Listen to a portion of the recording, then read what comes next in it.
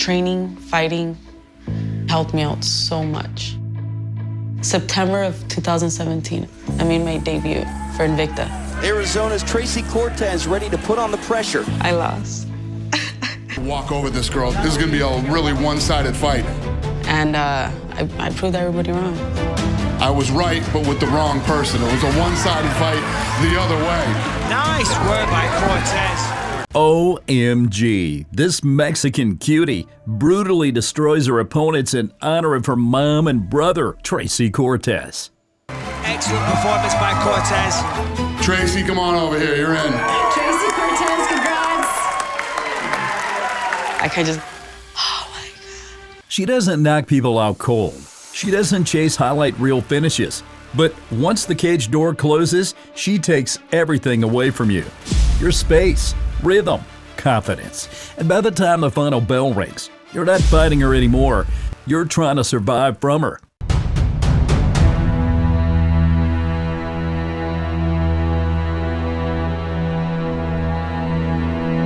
Welcome to Punch Club, fellas. Here we go. Tracy Cortez grew up in Maryvale, Phoenix, in a working-class neighborhood where Mexican immigrant families carved out lives with their hands. She was the youngest of 4 siblings, with 3 older brothers who shaped everything about her. The most influential was Jose, the oldest. Jose Cortez had a dream that looked exactly like Tracy's, a UFC contract, a cage, a legacy. In November 2008, he fought and beat UFC veteran Drew Fickett. Tracy was 14 years old watching that fight. Something locked into place inside her. Then everything fell apart. Right after the Fickett fight, Jose began showing cardiovascular symptoms. Doctors found germ cell cancer. He fought the disease for nearly 3 years and died in 2011.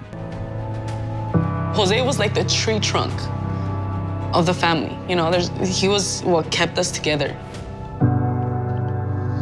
And when he passed away, it's like we all just fell apart. Then in 2015, her mother Gloria was diagnosed with thyroid cancer. She was still years away from her professional debut when Gloria passed. There's no chance for her. August 28th of 2015, her heart just stopped. Before Gloria passed, she looked at her daughter and said, "You're special. You're more than capable of this. Don't give up." Tracy Cortez had never forgotten those words. She had a tattoo of Jose on her arm, his face under a Yankees cap, the chemo bracelet he wore during treatment, and a UFC t-shirt he never got to wear in competition. Every time she wraps her hands, she sees it. Her fighting style is built in his image, relentless, physical, grinding forward. Tracy's a pressure fighter and a dominant grappler who controls opponents on the mat with punishing top control, heavy hammer fists, and iron positioning. Her striking has evolved fight by fight. Sharper jab, cleaner right hand, smarter entries. She doesn't need a finish to make a statement. She makes you feel every second of 15 minutes. This is what that looks like. The Breakout versus Maria Agapova, Contender Series, July 30th, 2019. Dana White saw her stance and thought it was already over. Maria Agapova walked in from Kazakhstan at 6-0 with a highlight reel of finishes in a stance that Dana White said looked just like a young Joanna Jędrzejczyk. Tracy Cortez walked in, a 5-1 grinder from Phoenix that most people were still Googling. The first round opened exactly how the crowd expected. Agapova fired a straight left on the counter, sharp, clean, right down the pipe. She landed another heavy left as Tracy pressed forward. She launched a head kick that Tracy barely got her arm up to block. Taking on Tracy Cortez, Agapova lands that low leg kick first. Yeah, 100%. I knew this was going to go down like this. Both of these women, when I've watched them fight. But Tracy didn't back up. She kept walking, kept looking for the clinch, kept hunting the body lock. With 2 minutes gone in round 1, Tracy secured an outside trip and brought Agapova to the mat. Nice work changing levels as she gets the takedown with 13 seconds to go. That could be a very important takedown in this first round that has been. She worked her way back into control. Both hooks in, controlling Agapova against the canvas as she threw right hands into her ribs. Agapova swept into guard near the end of the round. Tracy shot again, avoided a front choke, and powered back into dominant position. Round 1 to Cortez. Round 2 was one of the most dominant 5 minutes of Tracy's career. She had a quick takedown right off the fence, posturing up immediately and forcing Agapova onto defense. Yep, 100%. At 1,000. Perfect money. Agapova has that. Then she did something Agapova never saw coming. She rolled slick to the back, locked in mount, and started dropping hard elbows. Then she transitioned to full back control with a body triangle. Agapova tried to turn. She couldn't move. Tracy threw a flurry of short punches and held her position for the entire remaining round. It's hard to cinch in the rear naked choke with the gloves on because you can grab the gloves and it's easier to escape. Dominant round for Cortez. Multiple judges scored it 10-8. Agapova had no answer. Round 3 was a formality. Agapova threw left hands, looking for any path back into the fight. Tracy walked through them, secured another takedown on an outside trip a minute in, went to side control, worked to the back, got both hooks in again. The last 90 seconds were spent exactly where the entire fight was decided. Tracy Cortez came on top, in control, suffocating her opponent into a unanimous decision. When the result was read, Tracy broke down at the microphone. She dedicated the win to Jose. Dana White said she almost made him cry that night. She had her contract, but a contract doesn't make you comfortable. The UFC doesn't hand you anything just because you've earned your way in. Tracy Cortez was about to find that out because the next woman across the cage wasn't going to be impressed by tears or tattoos. If you appreciate this content, please take a second to like this video and subscribe to the channel. Over 99% of you watch the video without subscribing. It costs you nothing, but makes a huge difference to us. Thanks a lot. Muchly appreciated. Now, back to the video. The Bounce Back versus Caitlin Neal, Invicta FC 28, Salt Lake City, Utah. Tracy Cortez was 1-1 as a professional. She had lost her Invicta debut to Sherry Moraski. 6 months earlier, this was the fight that determined whether she belonged at this level or whether that debut loss was a sign of something deeper. Caitlin Neal was awaiting across the cage. The Utah native was 1-2 as a professional, but her last win, it turned heads. She'd upset Bellator prospect Brooke Mayo, a fighter everyone expected to dominate her. Neal had flipped the script on that one, and she'd done it in front of her home crowd. Before the fight, Neal made her prediction clear. She believed she'd be winning in the second round via stoppage. Tracy needed to prove that prediction wrong, not just for the win, for everything that came after it.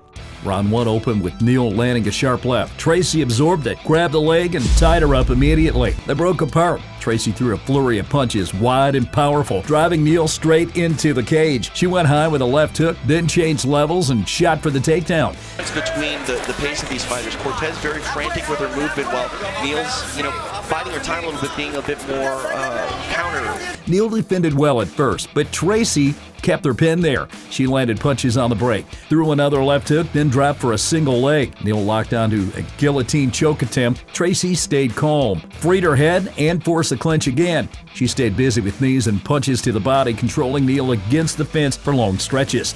Neal managed to land a straight right hand in the chaos. Tracy forced the clinch again behind a right hand of her own and dragged Neal to the canvas. Neal fought her way back up. Tracy took her right back down. Tracy pinned Neal's right arm and her left knee and started landing punches from the top. Neal exploded into a reversal, scrambled back at her feet, but Tracy immediately pushed her against the fence and landed knees before the bell. Round 1 went to Cortez. Beautiful clinching. You can see where she's pulling her arms in like that. It's not great against the cage because it restricts the knee, but it's a nice way to control your opponent's neck. Round 2 opened with Neal landing another straight right hand. She was finding her timing. She caught a body kick from Tracy, but let it go instead of capitalizing. Tracy moved forward anyway. She landed a right hand, tied Neal up, secured a waist lock, then separated long enough to land an elbow before getting double underhooks. Then Neal did something that shifted the entire round. She had a beautiful hip toss, putting Tracy flat on her back. Reversal on that. Caitlin Neal not afraid to give up her back, and she's rewarded for doing so with a reversal now in the half guard of Tracy Cortez with less than a minute here in round number 2. Neal landed punches on the ground. Tracy didn't panic. She hustled back to her feet in seconds, landed short right hands from the clinch, and kept Neal pinned against the fence. Tracy continued controlling the position, landing periodic knees to the midsection. Then she tripped Neal to the floor near the fence. As Neal got back to her feet, Tracy attempted to jump on her back for rear control. She couldn't secure both hooks. Neal dumped her down and ended up on top with 10 seconds left. Round 2 still went to Cortez, but it was closer. Cortez is digging over the top. It's as she's finding a place to brace. If you can't brace on the ground, you can use your opponent's body for that. But unfortunately, for her, now she's the one pinned on the cage, and with not much time left. Round 3, Tracy stalked her opponent. Both fighters traded kicks. Tracy followed a leg kick with a punching combination upstairs. Neal landed a left hand. Tracy shook her head like it meant nothing. Neal found a range on a kick to the body. She came forward with a 2-punch combination, looking for an opening. Tracy caught a kick and took Neal down against the cage. Much possibility here. She's giving Neal a little bit, and she changed it now. She's giving her too much space to get out, but she moved her upper body in a good position there to drag her away from the cage and put her parallel. From top position, Tracy worked to isolate Neal's right arm while landing left hands to the face. Neal reversed into top position and tried to take Tracy back. Neal didn't have both hooks in yet. She tried to slide her arm under Tracy's chin for a choke. She slid off the back instead. Cortez still trying to stick with that arm bar on the right arm of Caitlin Neal. Neal defending. Neal's doing a good job of putting... Tracy exploded into full mount. She posted up and unleashed a brief flurry of ground and pound punches, raining down from the top. Tracy transitioned to an armbar attempt. A hold slipped. Neal took top position after escaping, moved from a front headlock to a guillotine attempt before both stood. Neal landed a knee as they stood. They battled for position in the clinch as time wound down. When the final bell rang, Tracy had done exactly what she needed to do. All 3 judges scored 30-27. Unanimous decision. Tracy Cortez was back. She'd survived the loss, survived the tough opponent in her home state, and proven that the Moraski fight was just a stumble, not a collapse. But surviving wasn't enough anymore. The next fight wasn't about proving she belonged, it was about proving she could finish. The finish versus Karen Cedillo, Combat America, Phoenix, Arizona. Tracy Cortez was fighting at home, not just in Arizona, in Phoenix. The celebrity theater was packed with people who knew her name, her family, her story. This was Combat America's debut, a Spanish-language promotion with professional production and a crowd that understood exactly what this fight meant to her. Karen Cedillo was the opponent. From Monterrey, Nuevo Leon, was 1-0 as a professional. She was a late replacement. Tracy's original opponent, Brandy Navarez, had pulled out due to injury 2.5 or 3 weeks before fight night. Tracy didn't care. She told the media it wasn't a big deal. She was going to go in there and do what she did best, fight. This was the fight where the edge turned into something Cedillo couldn't handle. Round 1 was pressure. Tracy pressed forward immediately, using her reach, her movement, her wrestling threat to control the space. Cedillo tried to establish her striking, but Tracy's forward movement never stopped. She makes punches with level changes, forcing Cedillo to defend the takedown while also trying to land strikes. Tracy secured a takedown late in the round and worked from top position. The back. This is a very dangerous position for Karen, honestly, to be on the mat. Landing short punches and controlling Cedillo's hips. Round 1 went to Cortez. Round 2 started the same way. Tracy walked forward. Cedillo tried to circle, tried to create distance. Tracy closed the gap, secured another takedown, and this time she didn't just control, she went to work. Tracy Cortez doing what she has to do, taking her to the ground, controlling that fight on the ground, and right now Cedillo is in a very dangerous position because She settled into top position and started landing punches, one after another, each one landing clean. Cedillo tried to cover up. She had no answer. Tracy kept punching, posturing up, driving her weight down through every shot. The referee had seen enough. He waved it off at round 2. TKO, ground and pound. This was the only TKO finish via strikes in Tracy Cortez's entire professional career. Out of 12 career wins, 9 would come by decision, 1 by submission, and this one, the finish at home in front of her people. She'd proven she could grind. She'd proven she could survive. Now she's proven she could finish. The next fight wasn't in Phoenix. It was in front of her family. It was in Kansas City on an Invicta card against a 19-year-old submission specialist who was about to give Tracy the hardest fight of her career and the most controversial decision she'd ever received. The controversy versus Erin Blanchfield, Invicta FC 34, Kansas City, Kansas. Erin Blanchfield was 19 years old. She'd been training at Brazilian Jiu-Jitsu since she was 7. Her record was 3-0, but that didn't tell the full story. She was from Elmwood Park, New Jersey. She had sharp submissions, dangerous scrambles, and the kind of grappling instincts that made experienced fighters uncomfortable. Tracy Cortez was 4-1. She just finished Karen Cedillo 5 months earlier. She was riding the momentum, but this fight wasn't about momentum. It was about something bigger. This was a tournament alternate bout. Winning meant staying relevant in Invicta's flyweight division. Losing meant sliding backwards. Tracy couldn't afford to slide backwards. Round 1 opened with Tracy throwing reckless combinations. Aggressive from the very first second, she was hunting. She changed levels and secured a takedown, bringing Blanchfield to the mat early. Cortez has her arm wrapped up a little bit there, and she's trying to move to side control.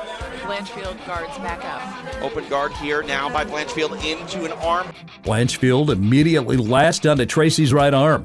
She was hunting an armbar. Tracy defended, but Blanchfield held the position for the remainder of the round, controlling Tracy's arm while absorbing short punches and knees from the top.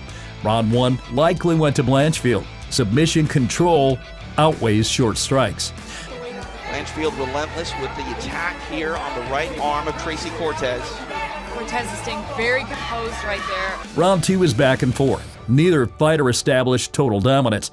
Tracy got the better of the clinch work, pressing Blanchfield against the fence, landing knees and short punches. Blanchfield fired back with counters when they separated, but Tracy's pressure was constant. She kept walking forward, kept forcing the clinch, kept making Blanchfield work. It's attempting that cross face. That can be really hard with MMA gloves on, really kind of pushing to your nose, but she's down. Takedown secured by Tracy Cortez. Round 2 went to Cortez. Round 3 was Blanchfield's best round, and it nearly ended the fight. Blanchfield secured a takedown and immediately started attacking with submission. She transitioned smoothly, hunting for openings, forcing Tracy to defend constantly. Then she locked in a deep arm triangle choke. It was tight, dangerous, the kind of position that ends fights. Tracy survived. She defended the choke, worked her way out, and managed to return to her feet in the final minute of the round. Yanked at the jaw. That's a very nice way to turn your opponent. You have to attack their legs at the same time, though, to get a full turn. The final bell rang. Nobody in Memorial Hall was certain who had won. The judges saw it differently than each other. 28-29 for Blanchfield. 29-28 for Cortez. 29-28 for Cortez. Split decision, Tracy Cortez. The decision was controversial. Many people watching believe Blanchfield had won. Media members scored it for Blanchfield. Fans debated it online for weeks. But the judges gave it to Tracy, and that decision changed everything. She dedicated the win to her brother Jose at the microphone. That performance, controversial or not, earned her a spot on Dana White's Contender Series. The Contender Series led to a UFC contract. UFC contract led to everything that came after. 6 years later, she fought again, UFC 322, November 15, 2025. By then, Erin Blanchfield was ranked number 4 in the UFC flyweight division. She was one of the best in the world. Blanchfield won the rematch via rear naked choke in round 2. She said afterwards she was excited to avenge the loss. But the night in Kansas City in February 2019, Tracy Cortez walked out with a split decision win that some people still argue she didn't deserve. And it didn't matter because the win opened the door, and once the door was open, Tracy Cortez was never going to let it close. Tracy Cortez didn't fight for rankings. She doesn't fight for fame. She fights because two people who loved her never got to see where this goes, and she refuses to waste the chance they left her.